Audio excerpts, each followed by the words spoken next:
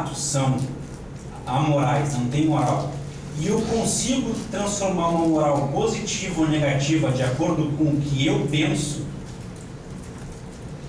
eu posso ensinar essas pessoas a tirar proveito de todos os ensinamentos que a vida traz. É importante sofrer, é importante ter alegria, é importante ter prazer, todos esses sentimentos são importantes.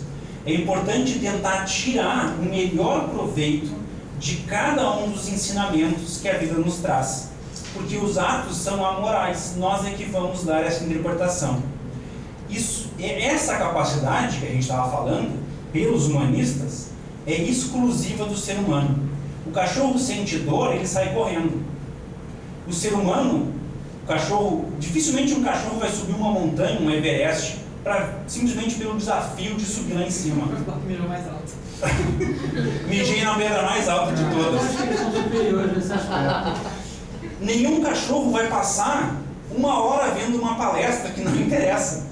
Cada 8 que vão ao Everest, 5 morrem. Eu acho que o idiota é o homem, não o cachorro. Pode ser, mas é um desafio. Mas um cachorro não vai passar 15 anos tentando estudar, ler um livro, tentando aprender alguma coisa, porque talvez no futuro alguma coisa assim. Isso é muito humano. O humano se coloca em posições de sacrifício, se coloca em posições de desafio, porque ele almeja coisas maiores. Esse é o fundo da terapia humanista. É essa capacidade do humano de ver elementos positivos, seja ela a situação que for. De novo, essa abordagem humanista, ela perpassa todas as demais, ok? Elas não são estanques e não são isoladas. Estou trazendo alguns exemplos. Então aqui, diferente dos animais, as experiências humanas sempre podem ter uma interpretação positiva.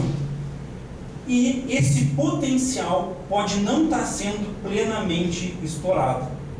Esse pai que reclama demais da criança, pode ser a possibilidade dessa criança de se desenvolver mais nessa área. Uma colega chata de trabalho pode ser o potencial de desenvolver compaixão, de se colocar no lugar do outro. Um chefe rígido pode ser a chance de você ser mais disciplinado, e assim por diante. É possível tirar experiências positivas da maior das adversidades. Mas só tem um problema aí.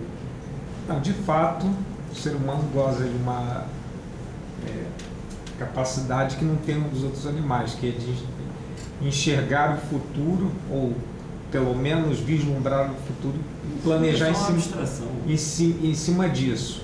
Tá? Embora não tenhamos bola de cristal. Tá? Mas aí, então, aí dentro daquele princípio de prevenir é melhor do que remediar. Só que isso é ambição, tá? E pode ser, pode levar a projetos ambiciosos também. Ou com projetos de conquistas imperiais, como já tivemos ao longo de toda a história da evolução humana, né? Evolução como é? Então, por exemplo, desde a ascensão e queda dos impérios, né? E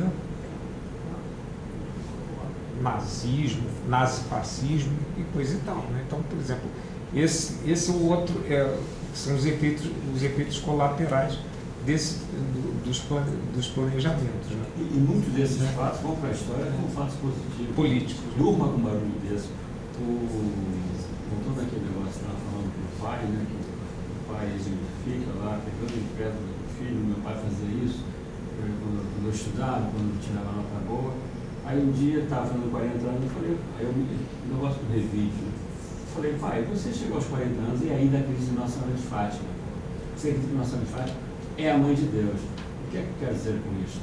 Você pode falar isso em português, que todo português já nasce com o carinho de que ele é crente com Nossa Senhora de Fátima. Aí houve um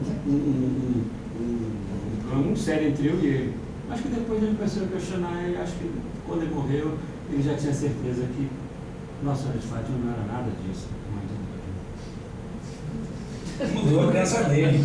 Vocês podiam muito bem conviver um com a crença do outro e respeitar, não precisava ter essa cultura toda. Uma pessoa viver a vida inteira e morrer achando que Nossa Senhora de Fátima é a mãe de Deus, né? Aí é de crença. Tem cada Eu um. ouvi o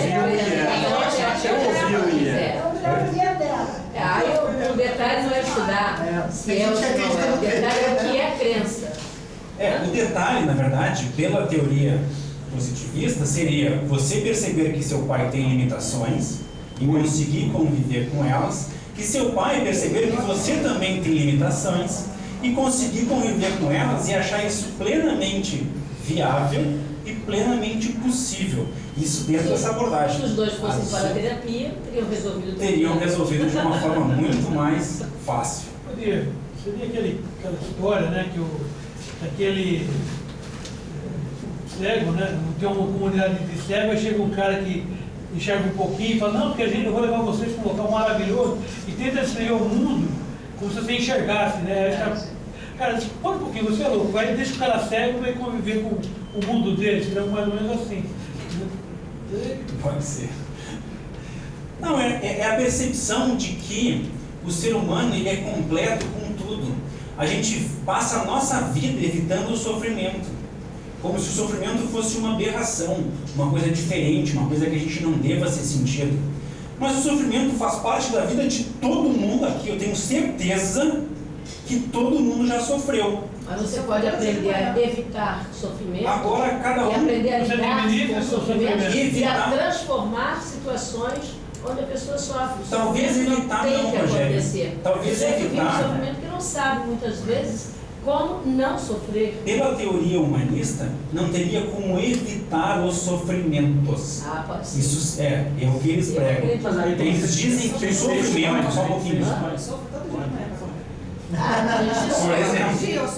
Mas você pode mudar, né? Não sofrer sempre pela mesma coisa, tem que sofrer por coisas diferentes. A questão é como tu percebe esse sofrimento e que aprendizado tu consegue tirar dele para a tua vida. Mas eu acho que o sofrimento é inerente a você querer conquistar também coisas, e isso é uma constante na vida do ser humano. Agora, aí eu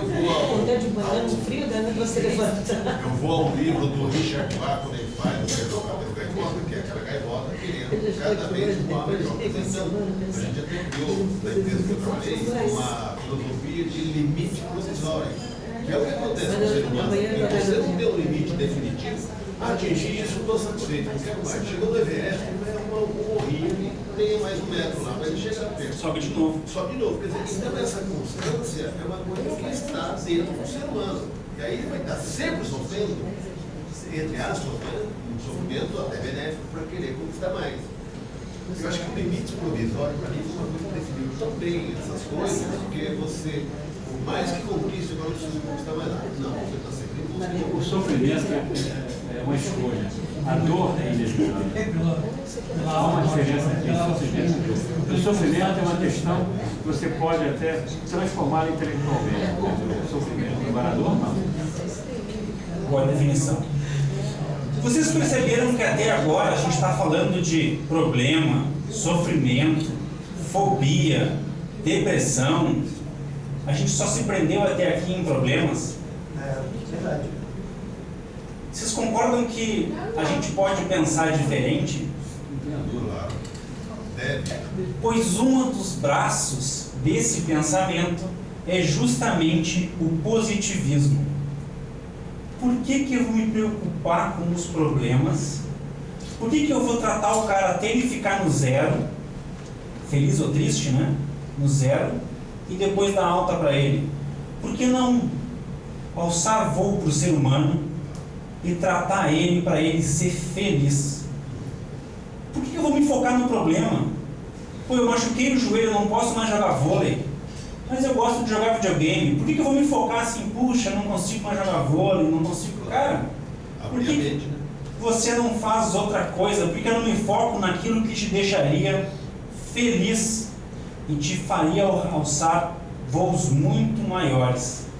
Essa é a teoria positivista.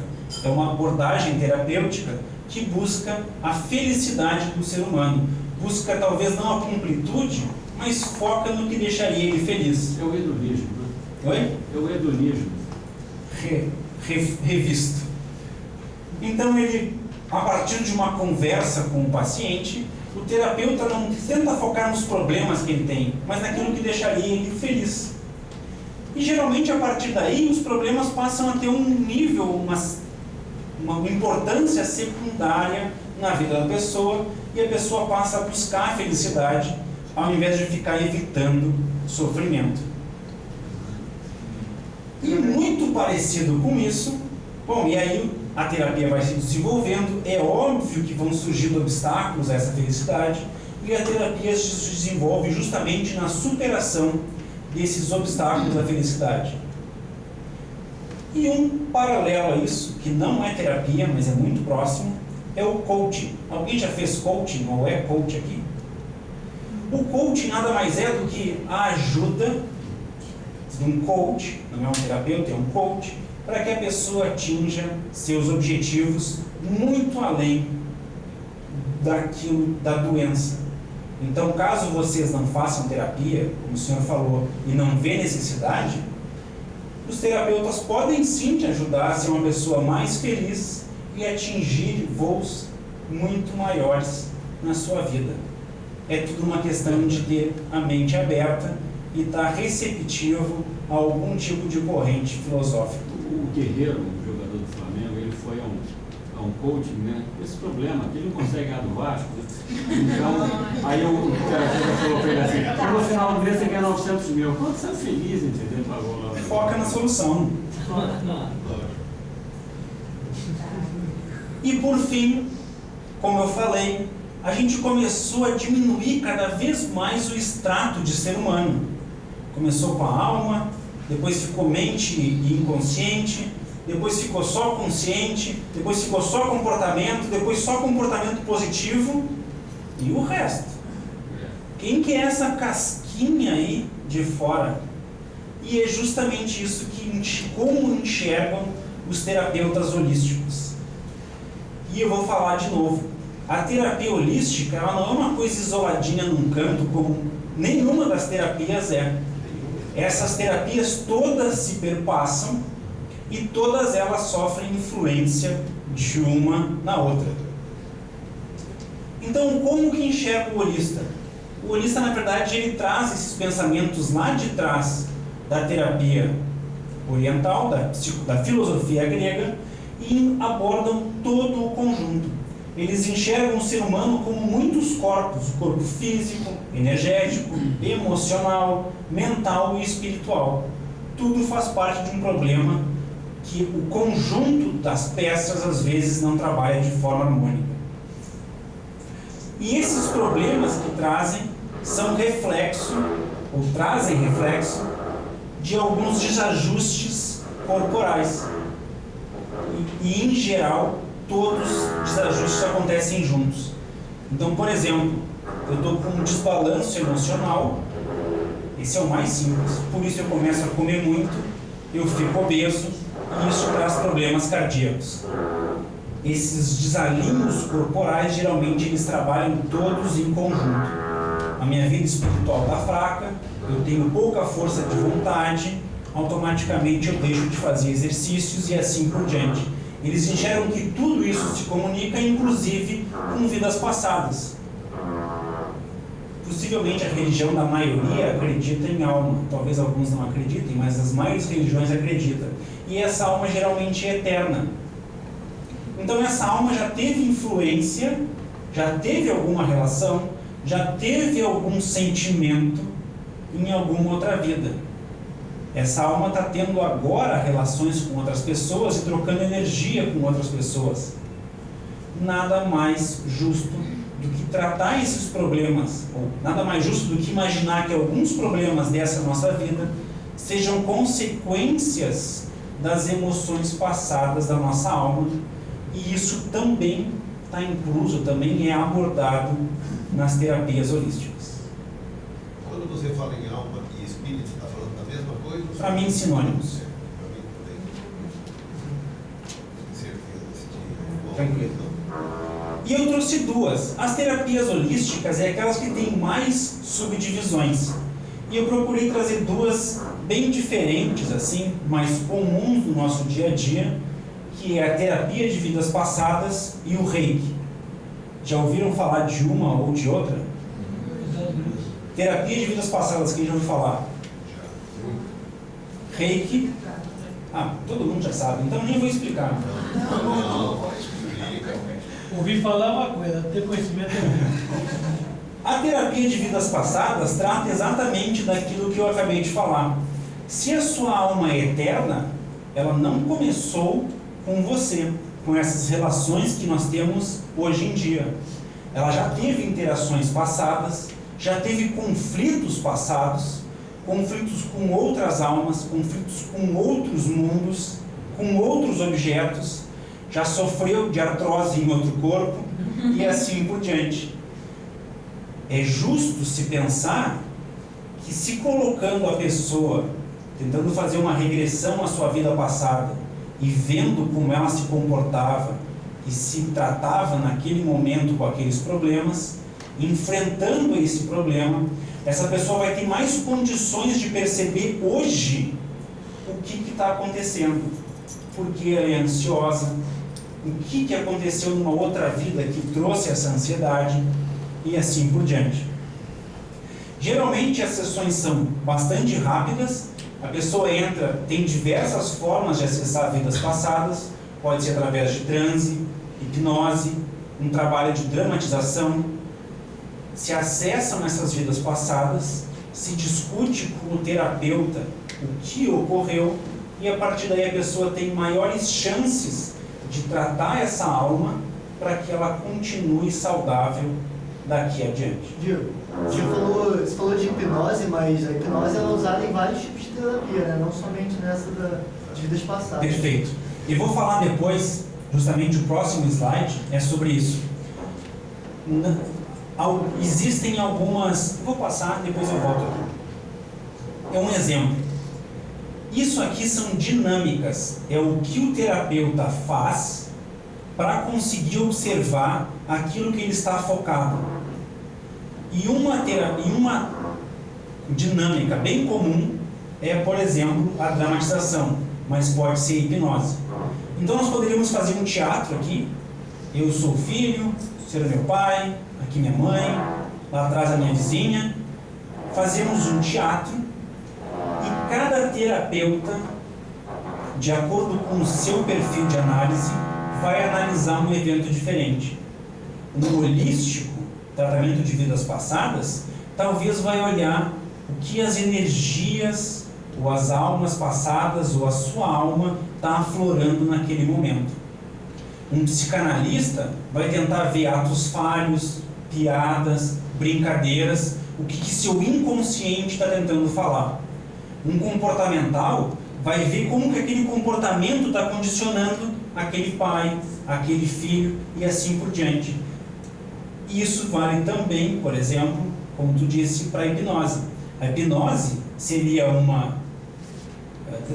esqueci a palavra? Uma dinâmica para se acessar e cada terapeuta vai, através daquela dinâmica, buscar o elemento que melhor se aplica naquele prisma que ele está usando. A segunda terapia holística que eu trouxe é o famoso Reiki. O Reiki acredita que nós temos uma força vital chamada Ki, que é uma força que nos mantém vivos. Não é a mesma coisa que a alma. Existe a alma e existe a força vital. E através das mãos, o terapeuta desenvolve uma habilidade para tirar a energia de algum lugar, colocar em outro, ou, quer dizer, simplesmente tirar, simplesmente colocar, ou fazer com que essa energia flua melhor. Esse trabalho de canalizar a energia é o Rei, e a energia vital é o famoso Ki. Um exemplo muito clássico de Reiki é aquela pessoa que é muito ansiosa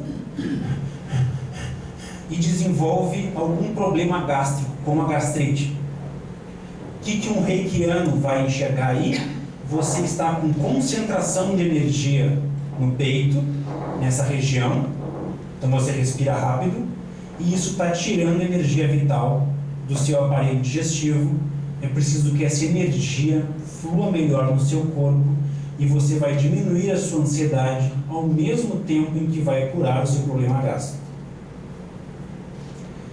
E isso acontece de uma forma ou natural ou de uma forma programada.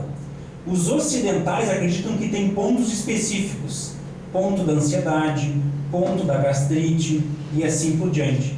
E já os orientais, a origem japonesa, acredita que o terapeuta tem total condição de sentir onde está aquela energia e fazer com que ela flua melhor no nosso corpo.